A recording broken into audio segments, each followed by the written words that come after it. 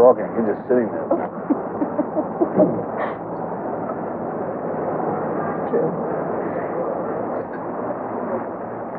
Okay, I'll shut up. You talk. Okay. Well, what do you want to know? How much do you weigh? Two folks with a lot to say to each other, Robert De Niro and Meryl Streep, possibly the two most respected actors in the movies right now, and they're in a scene from Falling in Love, one of the new movies we're going to be reviewing this week on At the Movies. Across the aisle from me is Gene Siskel, film critic for the Chicago Tribune. And across the aisle from me, Roger Ebert, film critic of the Chicago Sun-Times. In addition to Falling in Love, we'll also be reviewing Paris, Texas with Harry Dean Stanton and Natasha Kinski. It was the grand prize winner at this year's Cannes Film Festival. We'll also devote our special X-ray segment at the end of the show to the controversial Santa Claus as a killer movie, Silent Night, Deadly Night. But first, Roger begins with a high-powered rock music film. The Talking Heads are a new wave band with a sort of a mid-Atlantic accent. They play rock and roll all right, but if you listen, you can also hear reggae and gospel and even a little country and western music. You can hear all of that in their terrific new concert film named Stop Making Sense. This is pretty much a standard rock concert film, but I don't mean that to sound negative. After all, what can you do? You've got the band on stage, the audience out in front, the choreography of the singers and the cameras, and that's pretty basic as far as the ingredients go. What makes one concert film better than another is the quality of the performance. And here is David Byrne, the Talking Heads lead singer, in an incredible burst of energy.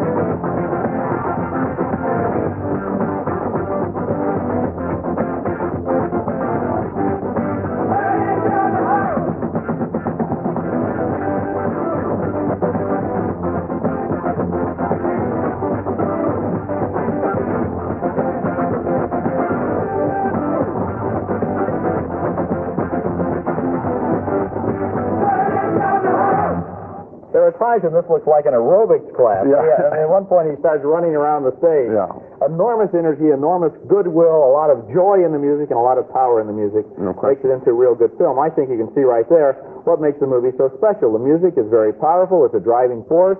And the way that Byrne and his backup singers throw themselves into the physical side of the performance is absolutely exhilarating. There are also some interesting visuals in the film. The Talking Heads use a lot of handheld lights to create giant shadows on the screens behind them, and in Stop Making Sense, those light and shadow shows are coordinated so well with the music, this becomes not just a musical film, but the record of a real theatrical event. I think you've put your finger right on it. I think that getting close to this guy and his group is very important. The other way you can go in a rockumentary is go take them backstage, and you can do investigations, and Martin Scorsese did that a little bit and show the audience a lot in the Last Waltz.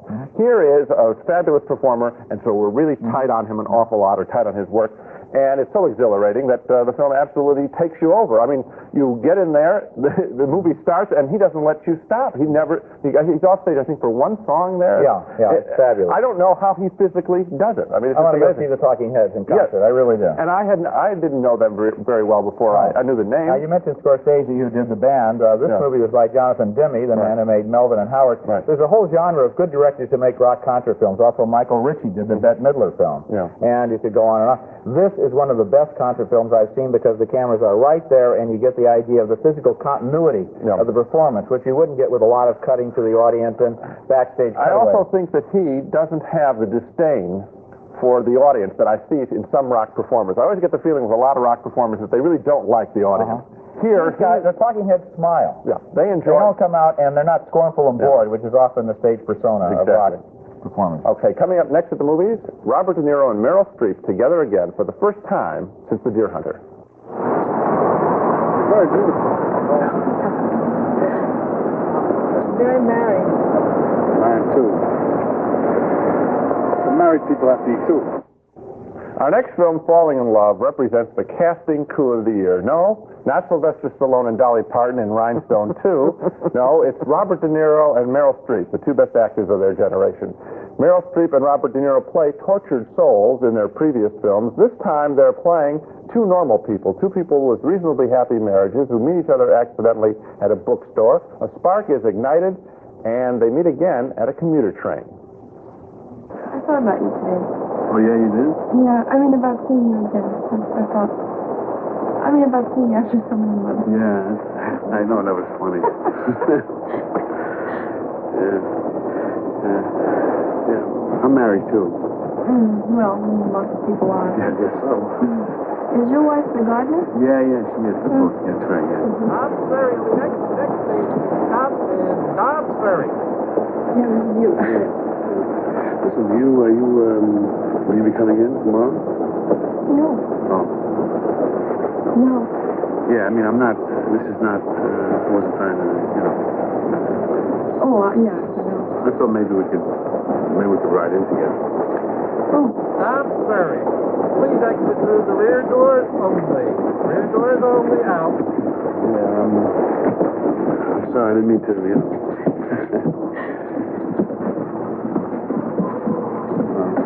Friday. I think I'm coming in Friday. Friday? 9:04 I usually. This Friday? Yeah. Okay. Okay. Bye. Bye. Now that scene fooled me with her last-minute save right there at the end. That's because Streep and De Niro are such realistic, credible actors that they bring alive a standard movie meeting scene. Much of Falling in Love consists of De Niro and Streep trying not to fall in love, but as you can see, they're powerless, it seems, and so they see each other again and again, and they have a good platonic time.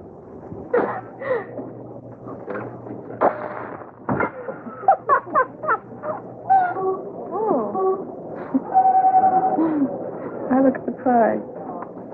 No, you look great. I look terrible. At least yours look like you. This looks like me. Yeah. I look like this. Yeah. This is not the way I look. Yes, it is. Obviously, they're having too good a time for married people. Something has to give, even though they both take their marriages quite seriously, and Streep's flirtatious girlfriend can see it coming. Haven't seen you for a week. Yeah, I know. Who is it? What? Oh, you're seeing someone, aren't you? Oh my God, what time is it? I have to run. I thought we were having lunch. Yeah, but I'm sorry, I can't. Molly, what's going on? He's a friend, that's all. We take the train together, and I like him, and he makes me feel good. I just, I like being with him, and I like thinking about him. So we just do things, we laugh. I mean, mostly, I hardly even know him. That's the truth. I just like being with him. That's all. I like him. God. I'm gonna go. Molly, listen to me. I don't want to listen to you. I'm sorry. You're not gonna listen. I'll call you. She doesn't want to listen because the freedom that woman represents is a little scary at that point in the film. Falling in Love is a striking film because it's an old-fashioned story, corny at times, played in a new-fashioned, realistic manner. Both Streep and De Niro really agonize about what they are doing as characters in this film, while at the same time, the picture also takes care to show a genuine relationship being built between them on shared experiences. Most American movies don't have time for that. If it's two lovers breaking out, they'll just have a good time and get involved. Falling in Love goes slowly, especially because this movie is also about falling out of love. It's a fine drama featuring two of our very best actors.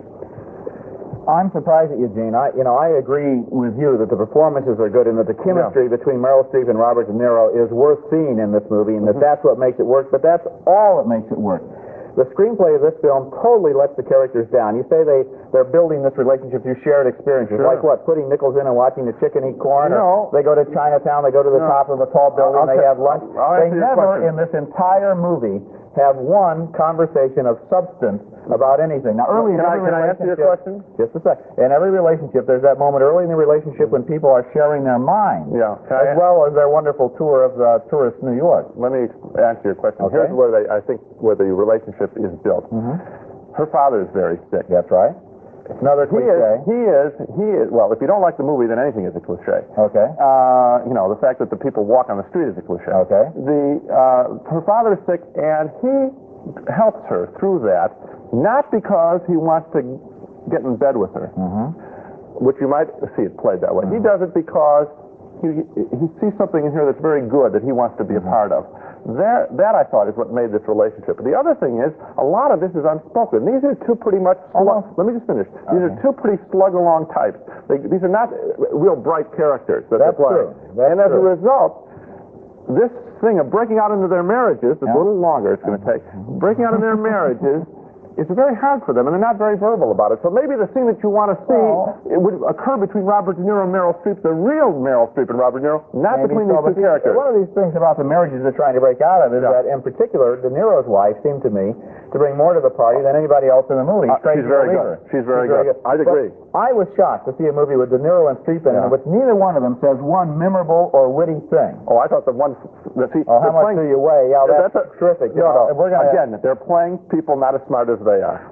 Maybe that, in that case, that's the one thing you always disagree with. You always say, I'd rather see a movie where the two people are talking to each other than playing these dumb And you know what? I like this movie, and I'd like to see them have lunch together, too. Well, I would just repeat then, that as far as I'm concerned, the chemistry between these two people is all that saves the movie. The screenplay is an exercise in idiotic small talk. Okay. Not for me. That's the way these characters were taught. And next at the movie is a Texas film by a German director, which stars Nastasia Kinski and won the grand prize at this year's Cannes Film Festival. How do you have two fathers? Just like that. Next film is named Paris, Texas, and I think it's one of the best movies of the year. It takes a lot of chances, and most of them pay off. Now, this movie was directed by Wim Wenders, a West German director, and like a lot of outsiders, he seems to be able to see America more clearly and more objectively sometimes than we can see ourselves. The movie begins with a man who has lost his memory and is wandering in the desert. It's almost like a biblical figure. The authorities call his brother, who drives out and gets him and brings him back home to Los Angeles. And as the man's memory returns, he begins to remember that he has a young son who has now been adopted by this brother. And this being Harry Dean Stanton is the man from the desert, and Dean Stockwell is his brother. Does he think that you're his father? Well, Ann told him you were coming. Well, who does he think I am? I told him you're his father. But see, you've been gone a long time, Jack. How long have I been gone, do you know? 4 years. Is 4 years a long time? Well, it is for a little boy. It's half his life. Half a boy's life. Stanton meets his son again and begins to make friends with him, but 4 years is a long time in the life of a little boy. Who's that guy? You know him? Yeah, he's my father's brother. No. They're both brothers. No, they're both fathers. No. I forget it. Both whose father? My father. How do you have two fathers? Just lucky, I guess. That's Hunter Carson in a very effective performance as the little boy there. And Stanton wants that boy back again. He also wants to find his former wife, played by Nastasia Kinski. He has dreams of being able to rise up out of the wreckage of his life and reestablish the family that has been torn apart. And in this strange but effective scene, he succeeds in tracking down Kinski and finds her working in one of those sex emporiums where you pay your money and you get to talk with a girl through a one-way mirror. Do you mind if I sit down? No. Thanks. My legs get a little tired from standing all the time.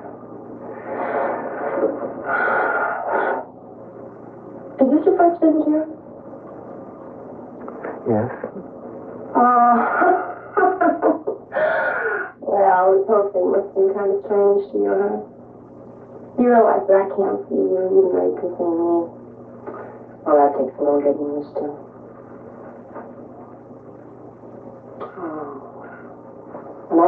I'm looking at your face now. That Texas twang is interesting there. We knew she was a wonderful actress. Now we know she can play American. That scene is a perfect image for Paris, Texas, which is a movie about loneliness and about human lives that are being lost in the vast distances of America. That sheet of glass between those two characters is a perfect emblem of their relationship. On one level, I suppose this movie is a total fantasy, from the stark symbolism of the man wandering in the desert to the crazy way that he's going to try to glue his family back together again. But at the same time, Paris, Texas works as the story of very realistic characters, and that's especially true in the scenes involving Dean Stockwell and his wife, who understandably do not want to give up this little boy that they've been raising for 4 years. Paris, Texas is visionary and realistic, it's poetic, it's heartbreaking, and it's a very good movie. And it takes a while to get started, Yes, too. it does. It's written by Sam Shepard, and his plays typically take a while to make their point, a big kicker at the end, and this happens here, too. You talked about the relationship between the two of them and putting their life together. There's another beautiful imagery working in this film, and that is the wide open spaces against the city. Yeah. And we see that with a beautiful shot of the boy when he finally, toward the end, thinks that they're going to get reunited, maybe. And we see him up against, in a hotel room, but behind him are office buildings crowding in on him. And we see a TV set and a box of cereal and his little lunch pail. Yeah. And we see how that environment makes it very rough to have a full life. I've got all my little tools here to be a little boy, but somehow the world doesn't seem to be a little boy's world. Yeah.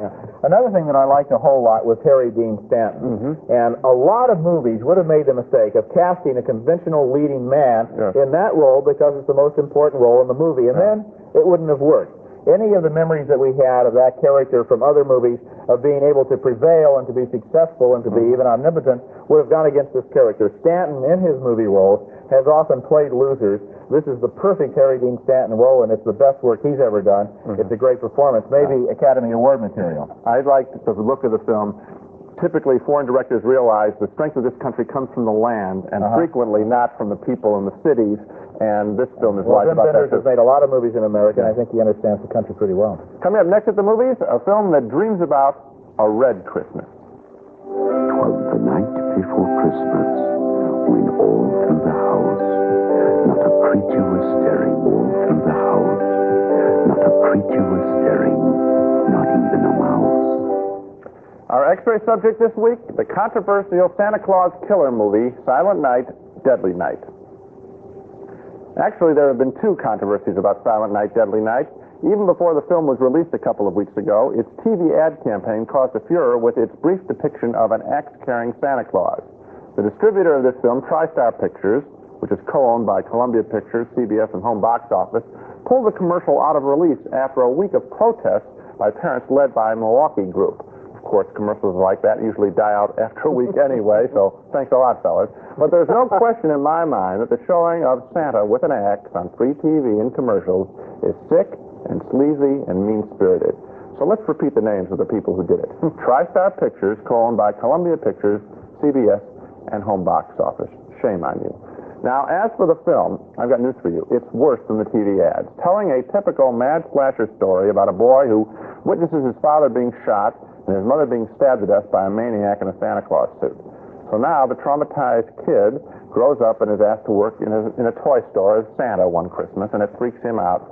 He impales one naked girl on a set of antlers, spears another woman with a bow and arrow, and another with a knife, and yes, we even see Santa give one little girl a bloody knife as a gift and threaten another little girl with physical punishment as he sits on his lap.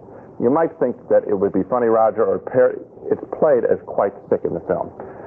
So let me repeat the names of the writer and director and producers of this film. Michael Hickey wrote the film, Charles E. Sellier Jr. directed it, and Ira Richard Barmack produced it.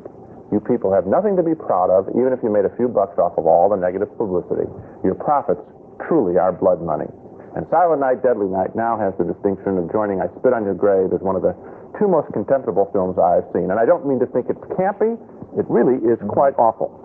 I'm glad you mentioned those people's names because quite frequently they think, gee, we'll make this exploitation film, we'll be able to buy our Mercedes and live in Bel Air and nobody will ever know what we did. But I would like to hear them explaining to their children and their grandchildren that it's only a movie. Yeah. I think that would be a real interesting explanation. Now let's recap our reactions to the movies on this show. 2 thumbs up for Stop Making Sense with the Talking Heads. We both enjoyed this terrific concert film, but a split decision on Falling in Love with Robert De Niro and Meryl Streep. Gene loved the chemistry between those 2 great stars, and I did too, but I thought their characters were given nothing interesting to say. Finally, 2 thumbs up for Paris, Texas, with Harry Dean Stanton and Nastasia Kinski in a heartbreaking romantic tragedy. And Paris, Texas would be my choice of those 3 to see a second time. And I'd see them all. I liked all 3. Okay. Coming up next time, we'll be back with reviews of more new movies, including Helen Slater's Supergirl. She's Superman's cousin, and she's battling Faye Dunaway to save planet Earth. And we'll also review Bizet's Carmen, featuring opera star Placido Domingo as one of Carmen's many lovers.